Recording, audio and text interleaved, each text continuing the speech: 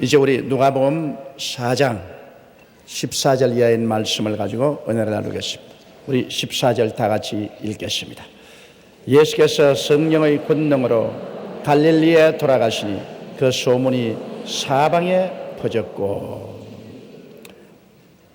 우리 주 예수님께서도 성령의 충만함을 받기 전에는 한 번도 공사역을 하지 않으셨습니다.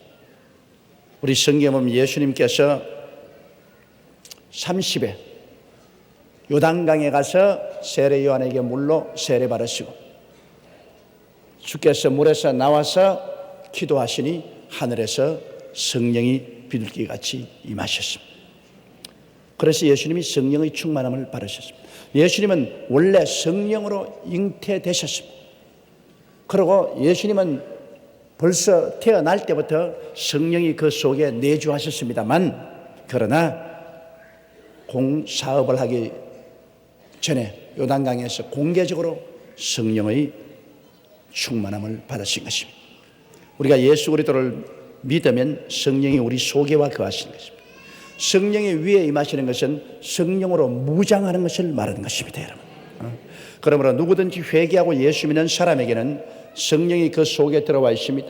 성령이 들어왔기 때문에 마음이 깨어져서 진리를 알게 되고 아바 아버지라 부르게 되고 기도도 하고 찬송도 하게 됩니다.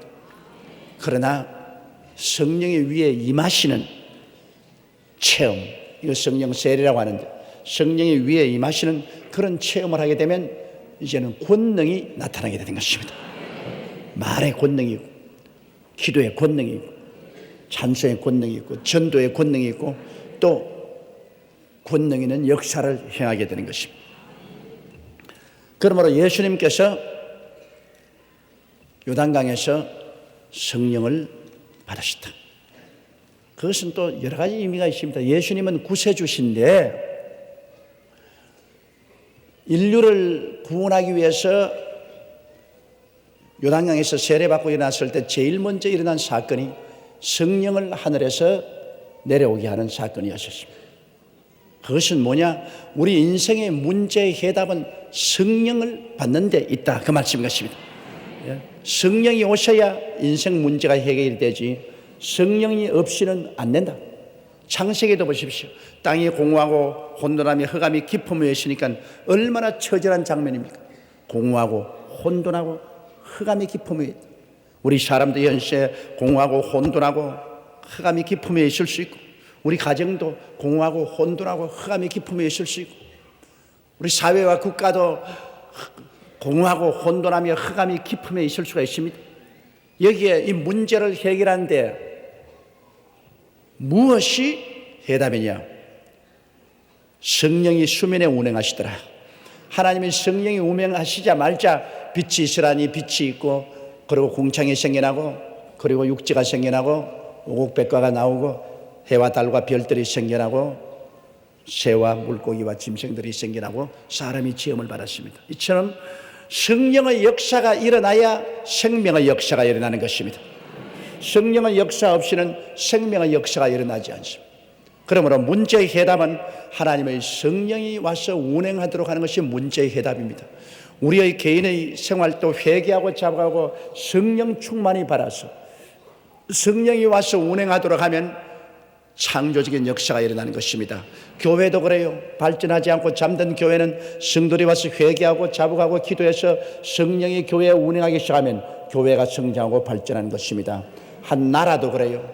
나라도 국민들이 회개하고 자복하고 성령이 그 나라에 임하시면, 그러면 흑암은 광명으로, 무질서는 질서로, 사망은 생명으로, 저주는 축복으로, 가난은 부여로, 추는 아름다움으로 변화되어 버리고 마는 것입니다. 성령은 그러므로 위대한 창조의 영이신 것입니다. 이렇기 때문에 우리 주 예수께서 인생 문제의 해답을 가지고 온 구주로서 제일 먼저 주님께서 역사하신 것은 하늘 문을 여시고 성령이 오게 하신 것입니다. 그리고 오순절 날에도 주님 그렇지 않습니까? 예수님의 제자들이 3년여 동안 그리스도를 따라다니면서 말씀을 배웠지만은 이 사람들을 보내어서 복음을 전가하고 세상에 하나님의 기쁜 소식을 전하게 하기 위해서는 오순절 날까지 움직이지 말고 기다리라 했어요. 오순절 다락방에서 그들이 한 열흘 동안 열심으로 기도할 때 성령이 임하신 것입니다. 그래서 그들을 위해 성령이 임하시자 성령을 충만히 받고는 그들이 온 천하에 나가서 그리스도의 복음을 전할 수가 있는 것입니다. 이러므로 성령이 우리 신앙생활의 핵심입니다. 여러분, 예수님도 성령이 임하셔서 그 다음 나가서 회개하라 천국에 가까웠다 복음을 증언하고, 예수님의 제자들도 오순절 다락방에서 성령을 받고야 비로소 천하 만국에 나가서 복음을 증거했으며, 이 땅이 파괴되어 공허하고 혼돈하며 흑암이 깊음에 있을 때도 성령이 운행하시니까 온 땅에 새로운 질서와 생명의 역사가 일어나게 된 것입니다. 이러므로 여러분의 생애 속에 성령으로 충만함 받는다는 것은 곧장 생명으로 충만함 받는 것입니다. 성령으로 충만함 받는 것은 여러분 생애 속에 하나님의 풍요로운 새로운 생명을 얻게 된 것입니다. 마른 땅에 성령이 임하면 그것이 화초 동산이 되겠다고 했습니다. 그러므로 한 나라에 성령이 부어주시면 그 나라가 강성하게 되어버리고 마는 것입니다. 성령을 거두면 모든 것이 다 죽습니다. 성령은 창조와 생명의 원천이 되십니다. 이러므로 우리는 늘 성령 충만을 달라고 하나님께 기도해야 되고, 우리의 삶 속에 성령님을 인정하고 환영하고 모시드리고 의지하고 성령과 함께 동행해야 되는 것입니다. 그러므로 예수께서 40주 40야 광야에서 주님이 금식하시고, 그리고 마귀의 유혹을 다 물리치시고 이제 복음을 전가하러 갈릴리로 돌아올 때 성령의 권능으로 돌아왔습니다. 성령의 권능으로 예수님이 오셔야 인류를 구원할 수 있습니다. 예수님 자체도 하나님 아들인데도 성령 충만해야 구원의 역사를 베풀 수 있는데, 하물며 우리 같은 사람이 성령 충만하지 않고 무엇을 하겠습니까? 오늘 주의 종이 강단에 서서 복음을 전가하려면 성령 충만해야 되고, 우리 장로님이나 권사님들이 하나님 사업을 하려면 성령 충만해야 되고, 우리 구역장이나 지역장들이 하나님 말씀을 나누려면 성령 충만해야 된대요. 오늘날 우리가 성령 충만하려면 적어도 하루에 1시간 이상 기도해야 성령 충만이 이루어질 수 있는 것입니다. 기도 안 하면 성령 충만 아니에요. 기도 안 하는데 왜 성령이 와요? 성령은 기도의 영이십니다. 기도 속에 성령과 대화하고 충만이 되는 것입니다. 기도 안 하는 데는 성령 절대로 임하지 않아요. 기도는 마치 하늘에서 비가 쏟아지듯이 성령이 임하게 하는 역사가 일어나는 것입니다. 기도하지 않으면 맑은 날과 같습니다. 비가 한 방울도 임하지 않은 것입니다. 그러므로 우리 구역장, 지역장, 혹은 우리 안수 집사님, 권사님, 우리 장로님, 우리 주의 종들, 우리 평신도 여러분, 기도에 게을리하면은 성령의 역사는 일어나지 않습니다. 예수님도 요단강에서 세례 받으실 때 일어나 기도할 때 성령이 임하셨습니다. 예수님도 40주 40야 금식 기도하시고 성령의 권능을 받아서 돌아오시고, 제자들도 예루살렘 마가 요한의 다락방에서 열흘 동안 열심으로 기도하고 난 다음에 성령이 강림하시던 것입니다. 그러므로 여러분도 열심히 기도하면 성령이 여러분에게 강림하게 되는 것이고 생명의 역사가 일어나게 되는 것입니다. 이러므로 제가 우리 성도를 보고 하루에 최소한도 1시간 이상 기도하라고 강조하는 것은, 그렇게 해야 성령이 충만하게 되고 마귀의 일을 멸하고 하나님의 사역을 할 수 있기 때문인 것입니다. 예수께서 성령의 권능으로 갈릴리에 돌아가셨다. 예수님이 종교를 가지고 갈릴리로 돌아갔다. 예수님이 의식을 가지고 갈릴리로 돌아갔다. 예수님이 철학을 가지고 갈릴리로 돌아갔다. 그렇게 말하지 않았습니다. 예수님이 성령의 권능으로 갈릴리에 돌아갔다. 오늘날 하나님의 강단에서는 주의 종이 가장 필요한 것은 성령의 권능으로 강단에 서야지. 신학이 충만해서 강단에 섰다, 지식이 충만해서 강단에 섰다, 그렇게 하지는, 그건 다 둘째 문제입니다. 가장 중요한 문제가 성령의 권능으로 강단에 서야만 되는 것입니다. 그 소문이 사방에 퍼졌다. 성령이 계시면 소문이 퍼집니다. 성령의 역사로 말미암아 일어나고 않는 곳에 생명의 역사가 일어나고 하나님의 영광이 나타나니 소문이 안 날 수가 있어요. 나쁜 일도 소문 나지만 좋은 일도 소문 빨리 납니다. 무슨 역사가 일어나야 소문이 나지 아무 역사도 안 일어나는데 소문이 일어나지 않습니다. 개가 사람을 무는 것은 소문이 안 나지만 사람이 개를 물면 소문이 납니다. 그건 왜냐? 보통 일이 아니기 때문에. 그러므로 소문이 난다는 것은 보통 일이 아닌 일이 일어나기 때문에 소문이 나는 거예요. 그럼 예수님이 행하시는 것마다 보통 일이 아니에요. 보통 보는 일이 아니에요. 비상한 일이 일어납니다. 교회도 그래요. 교회도 소문이 나는 것은 보통 일이 아닌 성령의 역사가 일어나서 보통 일이 아닌 일이 일어나야 그래야 소문이 나죠. 성령이 오시면 우리가 생각하는 평범한 이런 일이 아닌 아주 보통 일이 아닌 일을 역사하시는 것입니다. 그 다음 15절요. 친히 그 여러 회당에서 가르치시며 무사람에게 칭송을 받으시더라. 주님이 갈릴리 회당에 가서 친히 말씀을 가르치는데 이젠 성령의 능력으로 가르치면 사람들이 마음속에 깊은 감동이 다가옵니다. 성령의 능력으로 가르치면 사람들이 깨달아지고 그리고 마음에 큰 기쁨과 평안을 얻습니다. 이 하나님의 말씀의 놀라운 것은 말씀을 듣고 있으면 마음에 기쁨과 평화가 다가오는 것입니다. 성령의 능력으로 여러분 하나님 말씀을 듣고 있으면 마음이 기뻐지고 평안해져요. 이것이 하나님 말씀의 특성입니다. 예수님이 친히 회당에 가서 성령의 능력으로 가르치니 무사람들이 그리스도의 말씀을 듣자 마음이 기뻐지고 평안해지고 염려 근심이 사라지고 좋으니까 모두 다 박수를 치고 칭송을 했습니다. 그 예수님 대단하시다. 그 말씀을 듣고 우리가 큰 변화를 받고 행복하게 된다. 하나님 말씀을 듣고 불행하게 되고 고통이 다가온다면요 칭송하는 것이 아니라 욕을 하죠. 그 사람 말 들으니까 그냥 마음에 고통만 따가고 슬픔만 따가온다. 나쁜 사람 아니가.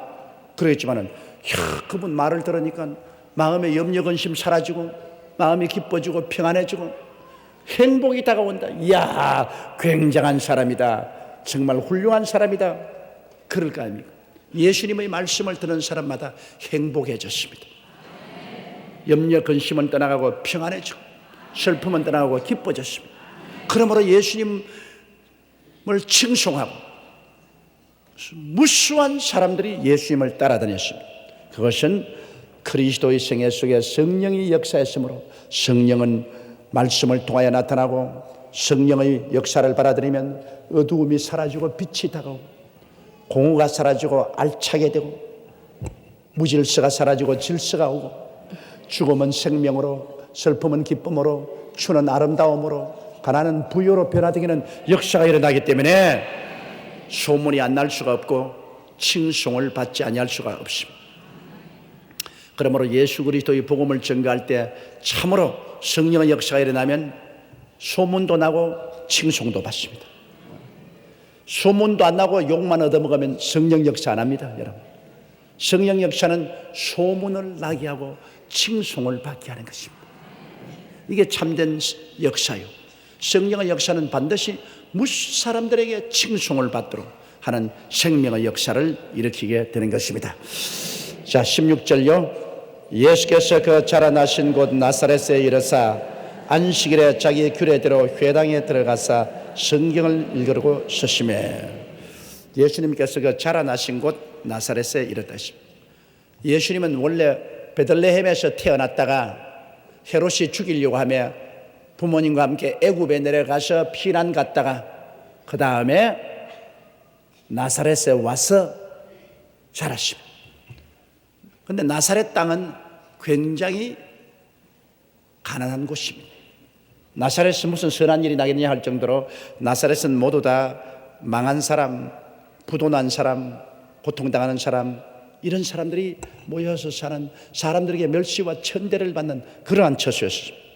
그러나 그곳에서 바로 요셉과 마리아가 가정을 이루고 살았고 그곳에서 예수님이 함께 나사렛에서 살은 곳이기 때문에 나사렛 사람들은 예수님을 목수의 아들로 다 알고 있습니다. 요셉이 목수였기 때문에 예수님도 그 밑에서 함께 목수 일을 하십니다.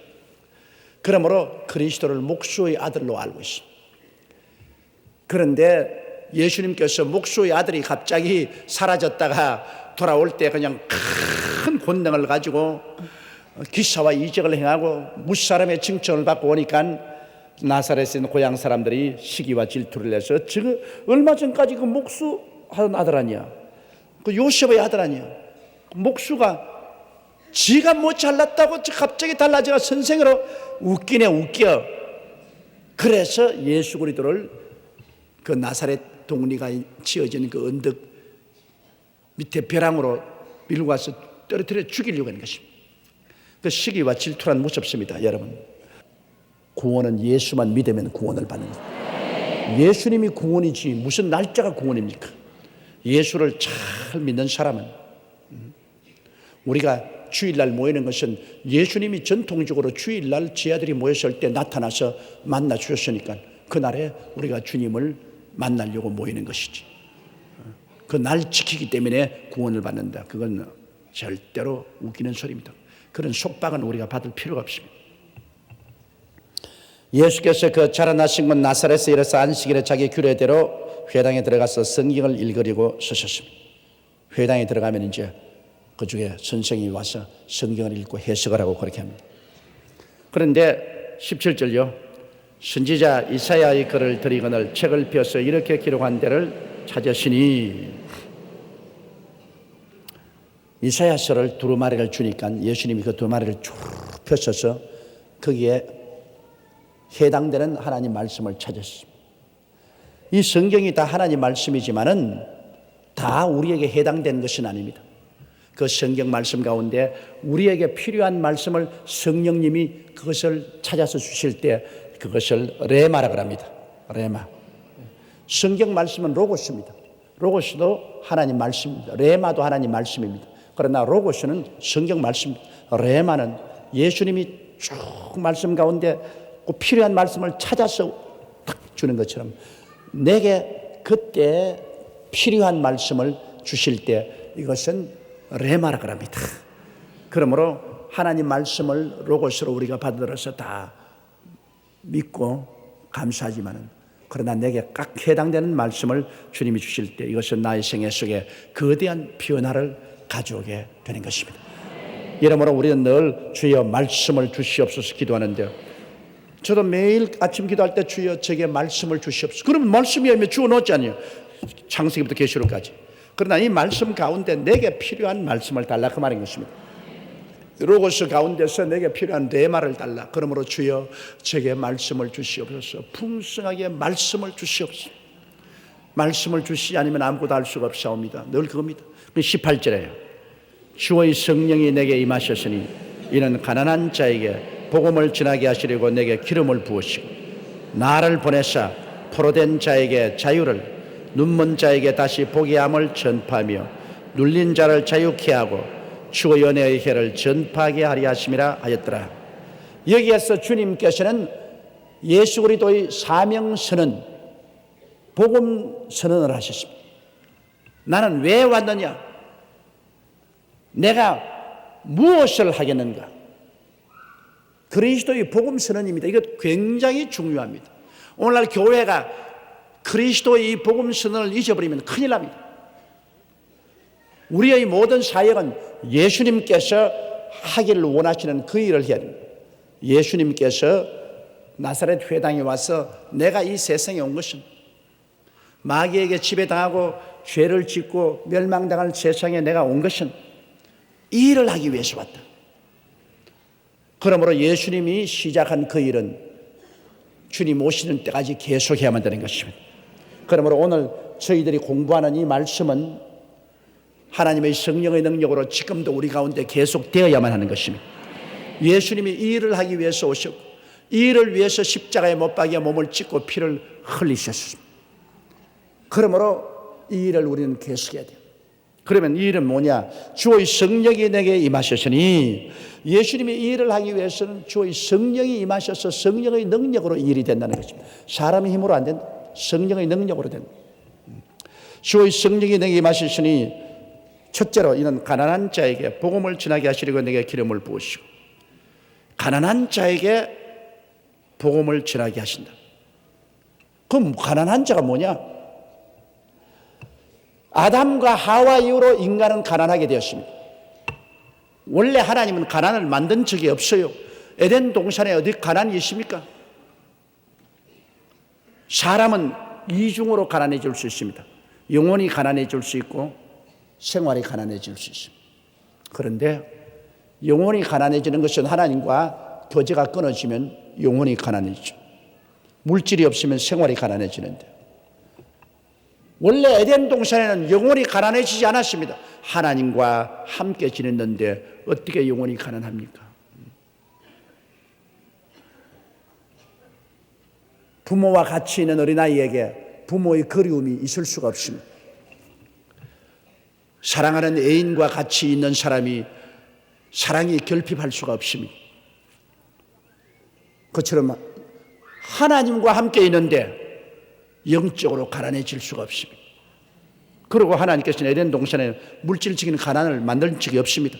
보기에도 아름답고 먹기에도 좋은 나무 실과가 많이 나게 했기 때문에 배고픔이란 있을 수가 없어요. 주님이 하신 말씀은 하나님 성령이 내게 임하셨으니 이는 나는 가난한 자에게 복된 소식을 전하러 왔다. 그러면 가난한 자에게 복된 소식은 뭡니까? 부유하게 된다는 것이 복된 소식 아닙니까? 그렇죠? 가난한 사람에게 더 가난해진다. 그건 복된 소식이 아닙니다. 가난한 자에게 복된 소식을 전한다. 오늘 많은 사람이 강단에서 예수 믿으면 더 가난해져야 된다, 예수님은 믿으면 더 헐벗고 굶주려야 된다고 하는데 그거 복된 소식입니까? 아닙니까? 그럼 그 엉터리지. 어디에 강단에 서서 설교하는데 예수 믿고 헐벗고 굶주리고 가난해야 된다 그렇게 말합니다. 그게 말이 됩니까? 헐벗고 굶주리고 가난하더라도 예수 믿고 기쁨으로 이것을 극복하고 살아라. 그건 좋은 일이지만은, 그건 정신적으로 좋은 일이지만, 그러나 예수를 믿고 하나님이 같이 계시는데 가난해졌자면 하나님을 모욕하는 일이 되고 마는 것입니다.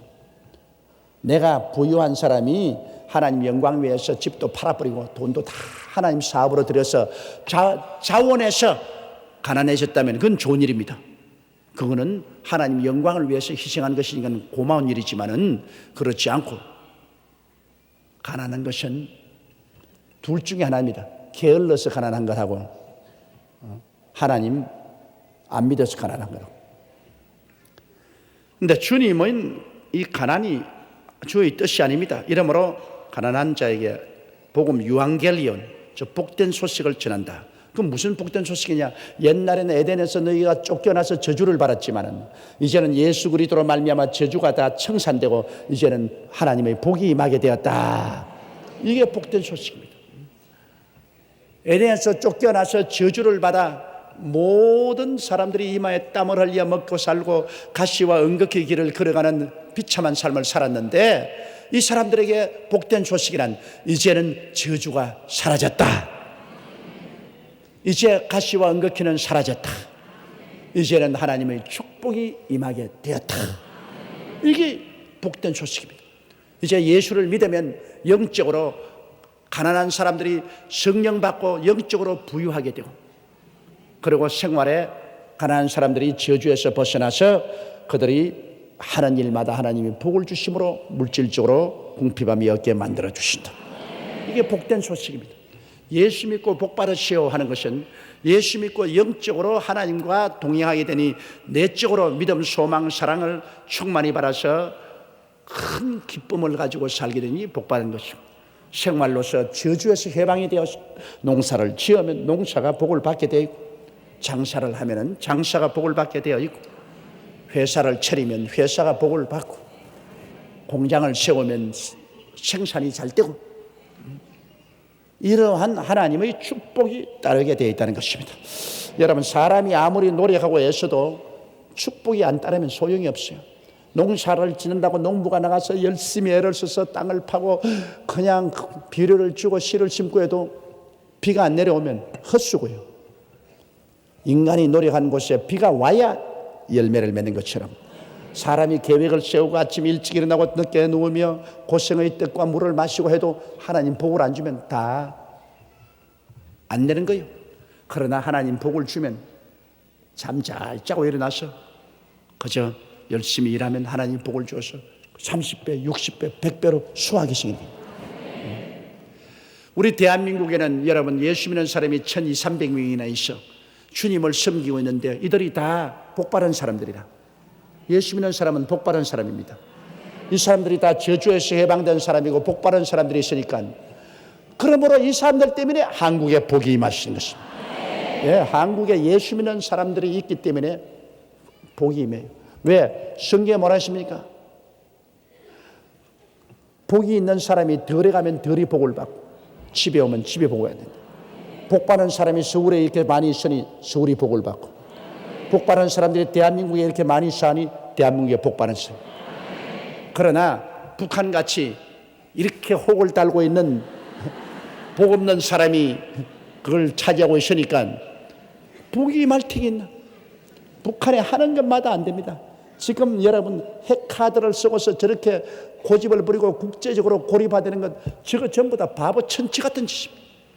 하는 일마다 안 돼요. 그저 넘어지면 뒤꿈치 깨어지고 엎어지면 코가 깨어지고 자빠지면 무릎이 깨어지고 뭐 안 돼요. 안 된다고. 그러나 우리 대한민국은 이래도 잘 되고 저래도 잘 되고 하는 것은 여기는 복이 임하여 있고 저쪽에는 저주가 임하여 있는 것입니다. 그거 참 중대한 문제입니다. 여러분 복이 임하여 있는 사람은 무엇인지 하면 돼요. 복이 없는 사람은 헐복한 사람은 무엇을 해도 안 돼요. 그러므로 우리가 무슨 일을 할 때도 복받은 사람하고 같이 일을 해야지 저주받은 사람하고 같이 데려다 놓으면 그냥 아무것도 안 되는 겁니다. 요나를 배에 태워 놓으면 풍랑밖에 만나는 것이 없어요. 그러므로 우리가 사람 잘 만나야 돼요. 사람 복이 있는 사람은 복이 있는 사람을 만나면은 복이 따라오게 돼요. 복 있는 신랑 만나야 되고 복 있는 마누라 만나야 되고 복 있는 동업자 만나야 되고 그런데 그 복 있는 사람이 누구냐? 예수님을 모시고 잘 믿는 사람이 복 있는 사람입니다. 따라 말씀 나는 예수 믿고 복 받았습니다. 아침마다 기도할 때 여러분 나는 아버지여 복 받은 사람입니다. 그렇게 기도해야 되는 것입니다. 복 받은 사람이에요. 그리스도께서 우리를 위하여 저주를 받았어요. 율법의 저주에서 우리를 속량했는데요. 예수 믿는 사람이 저주에서 해방이 되는데 왜 저주받고 있어요? 예수 그리스도의 은혜를 너희가 알거니와 저가 부유하신 자로서 너희를 위하여 가난하게 되심은 저희 가난하심으로 인하여 너희로 부유케 하려 하심이니라. 이런 그리스도의 거대한 약속을 받고도 가난하고 저주 속에 허덕인다면 그건 뭐 팔자가 그렇고 운명이 기구해서 깨닫지를 못하니 할 수 없죠. 진리를 알지니 진리가 너희를 자유케 하리라. 진리를 알았으면 거기에 해당한 자유를 얻어야지. 듣기만 하고 아무런 변화를 받지 않는다면 헛들었죠. 이러므로 그리스도의 복음은 가난한 자에게 해방을 갖다 줍니다. 무슨 해방이냐? 저주와 가난에서 해방을 주는 복된 수죠. 예수님은 바로 성령의 능력으로 오셔서 우리에게 이 복을 우리에게 전달해 주십니다.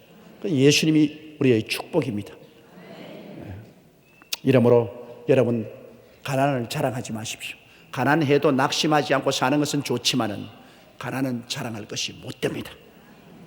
그리스도 안에서 모든 일에 항상 모든 것이 넉넉하여 모든 착한 일을 넘치게 할 수 있어야 됩니다. 매주일마다 교회 가서 예배 드릴 때 봉투에 100만 원씩 척척 헌금 내면 얼마나 좋겠습니까? 그렇지 않아요?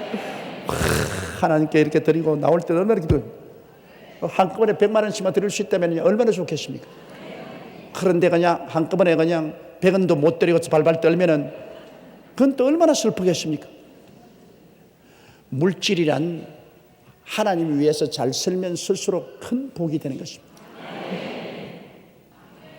예수 안에서 복받은 사람으로서의 자기 모습을 뚜렷이 갖게 하시기를 주의 이름으로 축원합니다. 주의 성령이 내게 임하실 수 있는 가난한 자에게 복음을 전하게 하시려고 내게 기름을 부으시고, 주님의 제일 첫 선언이 가난 철폐입니다. 예수 믿고 가난 철폐다. 그 다음 둘째는 나를 보내서 포로된 자에게는 자유를 준다. 무엇의 포로가 되었습니까? 포로라는 것은 자기 자유의지를 빼앗긴 자가 포로입니다. 전쟁하다가 포로로 잡히면 이제는 포로로 잡은 사람이 앉으라면 앉아야 되고, 서라면 서야 되고, 가라면 가야 되고, 오라면 되고, 일하면 일하고, 저일하면 저일하고, 죽으라면 죽어야 됩니다. 포로로 잡힌 사람은 자유의지를 뺏겨버립니다. 그런데 이 세상에 살면서 자기 자유의지를 뺏긴 사람, 이런 사람을 해방시킵니다. 사람이 자유의지를 가지고 내가 가고 싶으면 가고, 오고 싶으면 오고, 먹고 싶으면 먹고, 안 먹고 싶으면 안 먹고, 자유가 있어야지. 자유의지를 잃어버린 사람은 포로된 사람이에요. 이 세상에 포로된 사람이 얼마나 많은지 몰라요.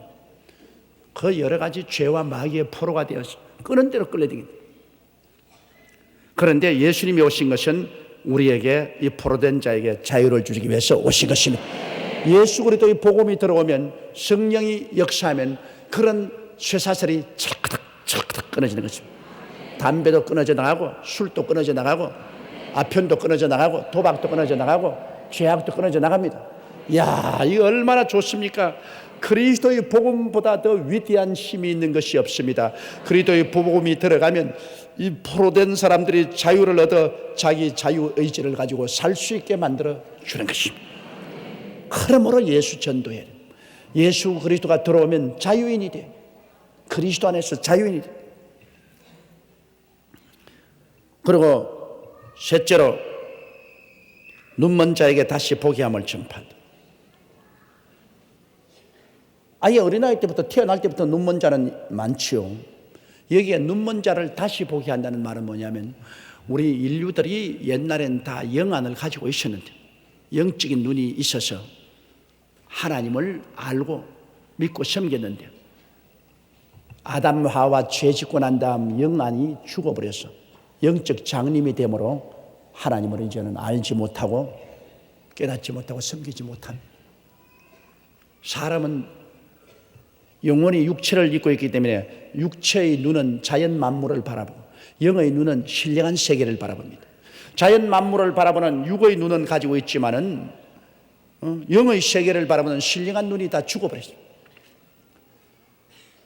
그 눈을 하나님이 만들어 놓았는데 영적인 눈이 다 장님이 되었어요. 그러나 예수님이 오셔서는 이 영적인 눈을 열어 다시 보게 해주겠다. 신령한 세계를 다시 보게 하겠다. 예수 믿고 난 다음 신령한 세계가 보이잖아요. 여러분, 예수 믿고 난 다음에 신령한 세계가 보이기 때문에 이 바쁜 세월에 이 대낮에 여기 와서 앉아 있습니다. 안 믿는 사람 보면 미쳐도 보통 미쳤지가 않았어요. 수요일 날 대낮에 여기 와서 교회 와서 이렇게 많은 수가 앉아 있어요. 그러고 난 다음에 조영기 목사 말을 듣고 있는데, 안 믿는 사람 보면 꼭 미친 사람 같아요. 그러나 여러분은 제가 하는 말이 재미가 있어. 제가 하는 말이 은혜가 돼요. 기쁨을 가져와요. 왜? 영의 눈이 열렸기 때문에 이 말씀에 가치가 있는 것을 알게 되는 것입니다. 영의 눈이 열렸으면 이 말이 무슨 가치가 있어요? 남대문 시장에 가서 내가 이 말 해보십시오. 누가 귀나 기울이는가? 영적으로 죽었기 때문에 그들은 돈벌이라는 것만 생각했지, 저거 쓸데없는 소리 한다, 아무 내 소리가 가치가 없어요. 그러므로 영적으로 눈이 열려야 영적인 세계를 알아보게 되는 것인데, 여러분은 예수를 믿고 영적인 눈이 열렸기 때문에 참으로 영적 세계가 얼마나 귀한 것을 알고, 그 말씀의 의미를 알고, 그리고 행복을 가지고 온다. 예수 믿고 천국 가는 길에 들어서서 하루하루를 기쁨으로 살아야 돼. 울고 슬프고 살면은 헛살한 것이 되고 말아. 자기만 손해봤어. 사는 게 뭡니까? 사는 게 그냥 사는 겁니다. 사는 게 뭐 별다른 게 있는 줄 알아요? 그저 밥 먹고 사는 거지 뭐. 그 가운데서 우리가 웃고 행복하고 기쁘게 살면 그게 좋았다고. 울고 살지 마세요.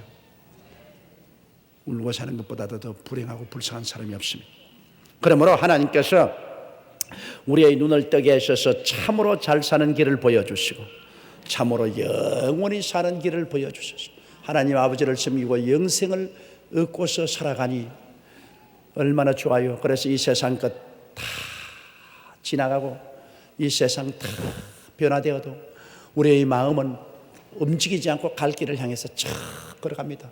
우리는 영생의 길을 바라보고 가는 것입니다. 그래서 머리가 백발이 되고 얼굴이 쭈글쭈글해지고 몸은 후패해도 마음은 날로 새로워지는 것입니다. 마음은 날로 새로워져. 허탈하지 않아. 이 세상 것 다 지나가도 나는 허탈하지 않아. 나는 더 좋은 세상이 다가오기 때문에 허탈할 것이 아무것도 없어요. 그래서 우리 주님은 우리에게 캄캄한 밤중에 있는 눈먼 자에게 밝은 빛을 바라보고 영생을 얻을 수 있는 그 길을 전파해 주고 그 다음에는 눌린 자를 자유케 하고 사람이 눌려서 사는 것 참 괴롭습니다. 하나님께서 나사렛 예수에게 성령과 권능을 기름 붓듯 하였으며 제가 두루 다니시며 착한 일을 행하시고 마귀에게 눌린 모든 자를 고치셨으니 마귀가 우리에게 스트레스를 겁니다. 오늘날 의사들도 우리 병의 거의 대다수가 스트레스에 걸려서 병이 된다고 합니다. 마귀가 와서 우리 스트레스를 가요. 정신적으로 염려, 근심, 불안, 초조, 절망, 미움 같은 것도 다 스트레스입니다. 마귀가 염려, 근심, 미움, 초조, 절망 이런 스트레스를 가지고 막 누르면 그 정신적인 스트레스가 병이 됩니다. 심장병이 되고 폐병이 되고 위장병이 되고 간병이 되고 신장병이 되고 병이 됩니다. 정신적인 스트레스가 결국 육체적인 병으로 나타나는 것입니다. 장수하는 사람은 낙관주의자가 많습니다. 장수하는 사람은 걱정을 안 해요. 그저 웃고 사는 사람. 그런데 사실 살아보면 우리가 염려하고 근심하는 것이 그대로 이루어지는 건 좀처럼 없습니다. 실제로 그대로 안 이루어진데도 불구하고 미리부터 염려하고 근심하고 초조합니다. 그러나 지나가 보면 염려, 근심 그대로 이루어지지 않습니다. 대대로 좋은 일이 많습니다. 이러므로 주를 믿는 사람들은 스트레스에 걸리지 말고 하나님이 사랑한 자 곧 그 뜻대로 부르심을 입은 자들에게는 모든 것이 합력하여 선을 이루나니라. 그래서 기도하고 주님께 자꾸 맡겨요. 그냥은 안 되니까 기도하고 자꾸 주님께 맡겨버리고 마음의 평안을 가지고 사는 것이 건강의 제1법칙인 것입니다. 뭐 아무리 보약 먹고 아무리 약 치료 받아도 마음의 평화가 없으면 효과가 없는 것입니다. 제일 큰 약이 마음의 평화입니다. 성경에 마음의 기쁨은 양약이라도 마음의 근심은 뼈로 썩게 한다고 말했습니다.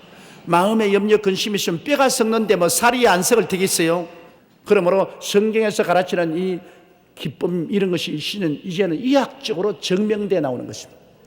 이러므로 어쩐지 기뻐하면 병도 치료도 잘 되고 하나님 기적의 역사도 일어나는 것입니다. 엔돌핀이 넘쳐나요.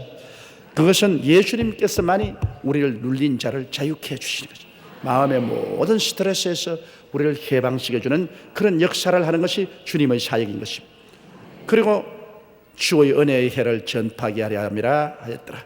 주님이 고난당하신 그 대가로 보혈의 능력으로 공짜로 구원을 받는 것이 바로 은혜인 것입니다.